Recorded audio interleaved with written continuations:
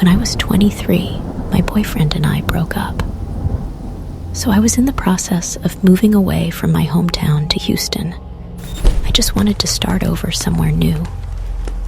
It was about 3:00 a.m., and I was driving through a small town in Texas on my way to Houston when I decided to stop for gas. It was pretty empty, but the gas station was open as I was filling up.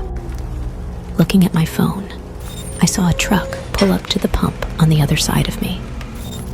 I wasn't paying any attention until I put my phone in my pocket to put the nozzle back, and I saw a man just staring at me. I smile at him, turning to put the gas cap back on when I saw 4 more men, 2 on either side. I thought that was weird, but I just wanted to get in my car and go. As I went to pull the handle on my door, they attacked me. I was screaming and kicking and fighting as hard as I could, but I wasn't strong enough. 2 of them pulled me into the back seat of the truck, while 2 of them pushed me in. I ended up draped over their laps. I was still trying to get free, but it was hard to move with their weight holding me down. I started to cry. I have never felt so weak in my life.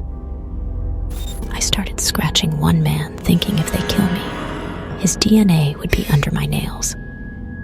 They pulled up to a motel and carried me inside of a room. I was screaming again, and the oldest looking one started hitting me, telling me to be quiet. One of them said if I was good, they wouldn't hurt me. They held me down on one of the beds and tied my hands and feet together with a belt and some thin string like a shoelace. I was panicking and still crying, just telling them to let me go.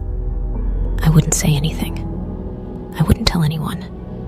That's what I told them. They started talking to each other in another language, one I couldn't recognize. Looking around the room, I saw bags and beer cans. Lots of beer cans. It smelled like they had all been staying in this one room with 2 beds for a while.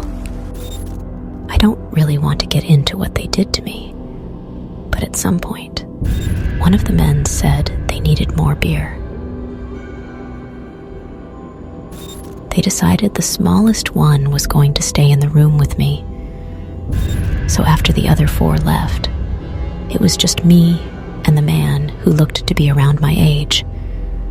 I remember thinking I could probably beat him up if I get loose. I asked him if I could use the bathroom. And when he untied me, I bolted for the door. I swung the door open and he grabbed my arm. I yelled, "Get off me!" And he let go, eyes wide. I ran down the street, no clothes on, and jumped in front of the first car I saw. It was a confused, elderly man. He rolled down his window and yelled, "What are you doing?" Like I was ruining his morning or something. I told him I needed help and that I was kidnapped. He drove me to the police station where I was given scrubs and could file a report. They ended up saying I needed to go to the hospital for an examination so they could record any evidence that the man may have left on me. I just wanted to shower and go home, honestly. I just wanted to talk to my mom. They found the men the same day. It turns out they were all brothers. They didn't say what they planned on doing with me after, or why they did it in the first place.